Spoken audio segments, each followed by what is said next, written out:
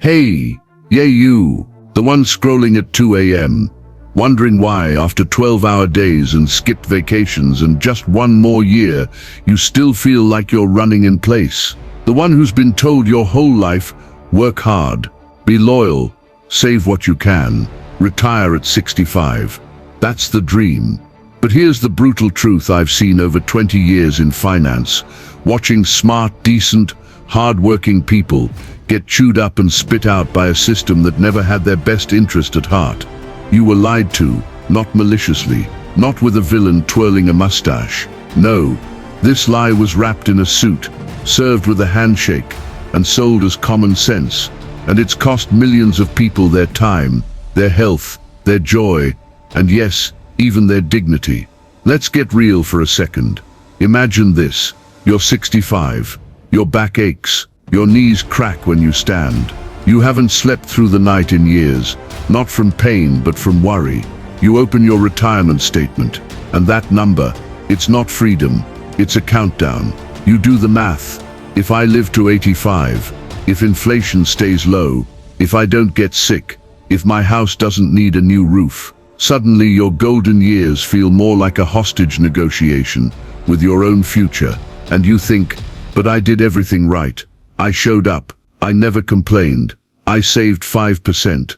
I got the 401k match. I played by the rules. So I ask you, who really owned your life? Was it you? Or was it the company that got your best decades, the energy, the ideas, the youth, and gave you back just enough to keep you quiet until you were too tired to fight? Here's the uncomfortable truth. No one wants to say out loud, slavery didn't end. It just got a LinkedIn profile. Think about it. Chains used to be iron, now they're mortgages, car payments, student debt, the belief that you can't afford to take a risk, the fear that if you speak up, you'll lose your stable job. You weren't trained to own, you were trained to obey, to clock in, to wait, to hope.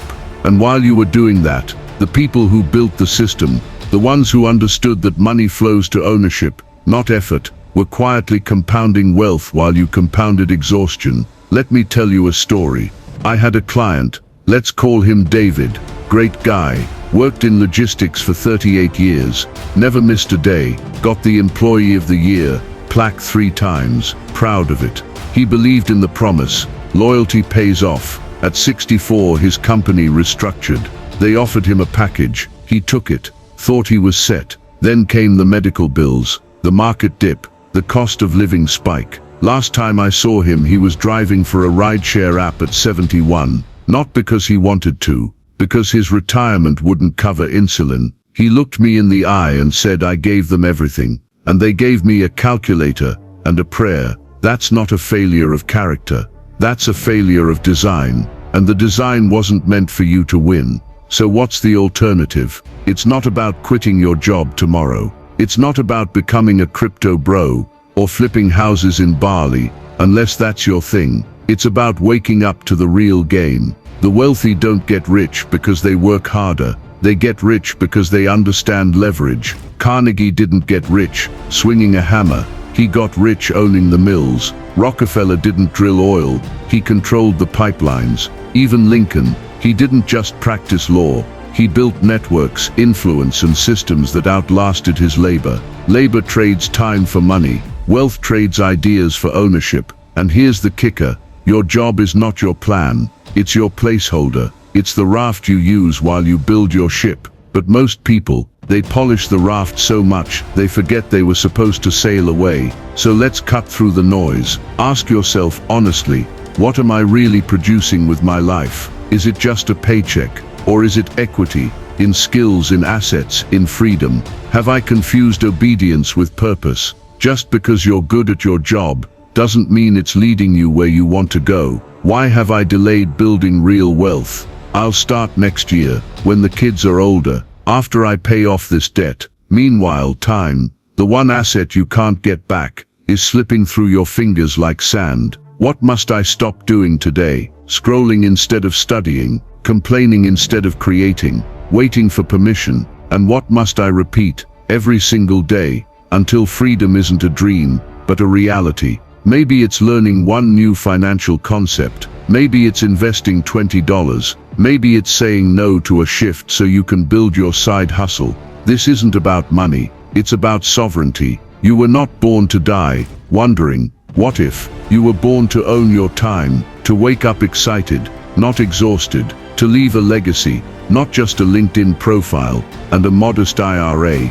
The chains are in your habits, the key is in your mind, and right now, this moment, you get to choose. Will you keep trading your life for crumbs, or will you start building something that works for you, even while you sleep? So say it with me, out loud. Right now, I refuse to work my life away and die poor. I was born to own, not to obey. Feel that. That's your soul waking up. This isn't the end of the story, it's the beginning. Because in the next part, I'm going to show you exactly how to build leverage, even if you start with $100 and a full-time job, how to turn your skills into systems, how to make money while you rest, how to escape the hourly trap forever, but only if you're ready. So if you are, I want you to make this personal. Right now, type in the comments, I deserve financial peace. Don't just type it, declare it, because this isn't just a YouTube video. It's the beginning of a movement, a community of people who are tired of being controlled by fear, by debt, by uncertainty, and are ready to step into power. If you're ready for that transformation, smash the like button, subscribe for more wisdom, and join this journey with me. Alright, let's cut through the noise. You've heard all the cliché, save more, live below your means. Just be patient, and sure, those things help, but they won't make you free. Because here's what no one tells you, true wealth isn't saved, it's built. Not with frugality alone, not with overtime, but with value. And value doesn't come from your hands, it comes from your mind. Let's talk about Henry Ford for a second. This guy didn't get rich by working harder than everyone else at the factory. He got rich because he replaced the factory. While others saw jobs, he saw systems. While others clocked in, he asked, what if cars weren't just for the rich? What if I could build them so fast and so cheap that everyone could own one? He didn't wait for permission. He didn't save his way to millions. He created something that multiplied without him. And that is the difference between the man who builds and the man who waits. The builder lives now with purpose, with momentum, with options. The waiter, he dies, hoping his pension lasts long enough to cover his meds. And let's be brutally honest, most people never even make it to retirement. Heart attacks at 62, burnout at 58, layoffs at 55. They spend their whole lives preparing for freedom, only to run out of time before they ever taste it. So I ask you, if your entire life is built around a reward that only comes when you're too tired to enjoy it, were you really working toward freedom, or were you just well-trained? Now let's talk about the elephant in the room. School. You weren't educated. You were conditioned. From day one, what were you taught? Sit down. Be quiet. Raise your hand to speak. Memorize the answer. Don't question the system. Wait your turn. And what does that produce? Obedient employees, not creators, not owners, not thinkers. Think about it. How many billionaires do you know who thrived in traditional school? Edison, kicked out, called unteachable. Steve Jobs, dropped out. Richard Branson, dyslexic, failed exams, told he'd never amount to anything. And yet, the same system that rejected them now puts their faces on motivational posters while still punishing kids for thinking outside the box. That's not education, that's indoctrination with a lunch tray. Schools don't teach you how to build wealth, they teach you how to serve it. They never taught you how to turn an idea into income, how to negotiate your worth, how to think in terms of assets, not just effort. That mistakes are tuition, not failure. Why? Because obedient workers don't need wealth. They just need enough to keep showing up. So if you want to be free, you've got to unlearn what they taught you. Question the path. Reclaim your mind. Ask yourself, who profits from my obedience?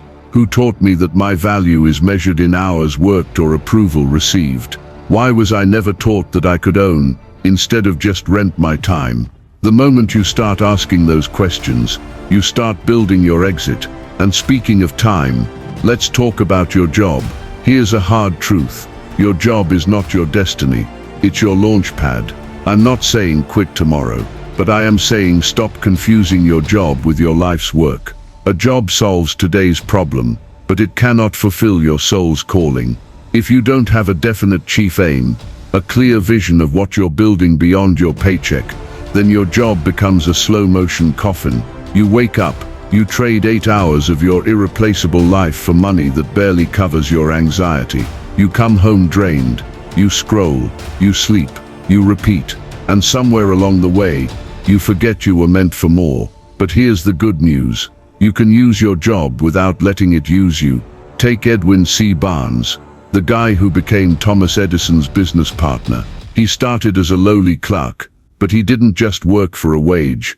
He worked with a vision. I will partner with Edison. He used his job to get into the room. Then he proved his value. Then he walked out on his own terms. That's how wealth is built, not through decades of loyalty, but through intention, strategy, and relentless focus. So ask yourself, is my job funding my freedom or replacing it?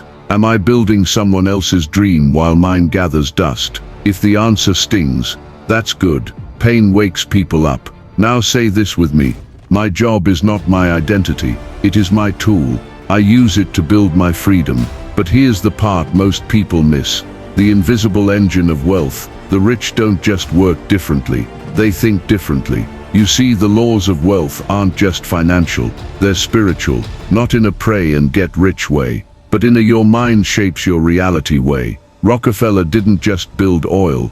He built discipline. He tithed not out of guilt, but because he believed money was energy, and energy must flow. Carnegie didn't just hire smart people. He formed a mastermind, a group of minds aligned toward a single aim, because he knew wealth multiplies in unity. Edison didn't just invent the light bulb. He repeated his vision thousands of times in his mind before the world saw it once. They understood something most miss. Money obeys belief. Wealth flows to clarity. Fortune favors the organized, not the exhausted. You can work 80 hours a week with no plan and stay broke, or you can work 20 hours with definite purpose and build an empire. Why? Because riches respond to law, not labor. The law of definite aim, the law of faith through repetition, what they call affirmations, what the rich call mental programming, the law of planning, the law of rhythm. Break these laws. Life breaks you. Obey them. The world yields. So tonight before you sleep, write your chief aim. Finally, let's talk about your daily habits. Because slavery today doesn't wear chains, it wears routines. You wake up, you grab your phone, you react to emails, texts, news, ads. You eat on autopilot, you work on demand, you collapse at night, exhausted, but not fulfilled, and you call it adulting. But I ask you, is this your life? Or is it the life designed for you by a system that profits from your distraction? The poor man's day is random. The rich man's day is rhythmic. Carnegie planned his day the night before. Schwab tracked every hour, like it was gold. Edison didn't hope. His experiments worked. He structured his failure until it became success. So audit your habits. Morning. Do you begin with your instructions or the world's noise? Midday. Are you on track or just busy? Evening. Did you move closer to your aim or just survive the day? Here's the rhythm I teach my clients. Morning command: rise before the world speaks. Speak your aim aloud. Read your plan. Program your mind. Midday. Alignment: pause. Ask, am I still on target? Correct drift immediately. Evening review: measure progress. Celebrate wins. Adjust tomorrow's plan. This isn't self-help fluff. This is how empires are built, one intentional day at a time. So let's bring it home. You were not born to trade your best years for a pension that won't cover your rent. Confuse obedience with virtue. Die wondering, what if I'd just started? You were born to own, to create, to command. The system wasn't built to set you free, but you can build your own system. So today, right now, choose: I do not wait for freedom. I build it now. I reject the retirement trap. My wealth begins today. This isn't motivation. This is your awakening. Let's get real about repetition. You've heard it before. Just be consistent. But no one tells you why it works, or what happens when you skip it. Your subconscious mind, it's not listening to your hopes. It's listening to your habits. Every morning you wake up and check your phone before setting your intention. You're programming yourself to react, not lead. Every night you fall asleep worrying about bills instead of visualizing your success. You're telling your mind scarcity is normal. But here's the secret. The wealthy guard like gold. Repetition isn't boring, it's reprogramming. Say your aim aloud every morning. I am building $10,000 per month in passive income by 2026. Not as a wish, as a command. Then, before sleep, close your eyes and feel it. The relief, the pride, the freedom, like it's already done. Do this daily. Not when you feel like it. Not when it's convenient. Without fail. Without excuse. Because every time you repeat it, you're not just saying words, you're rewiring your identity. And identity, that's the engine of everything. Repeat I'm broke, and your brain finds ways to stay broke. Repeat I build wealth with clarity, and your brain starts spotting opportunities you never saw before. This isn't magic, it's cosmic habit force. A law as real as gravity. Thought repeaters becomes belief. Belief repeaters becomes action. Action repeaters becomes identity. Identity manifests your life. So ask yourself, are my daily habits building freedom or chains? Now let's talk about the killer of dreams, waiting. You think you're being smart by waiting. Let me tell you a story.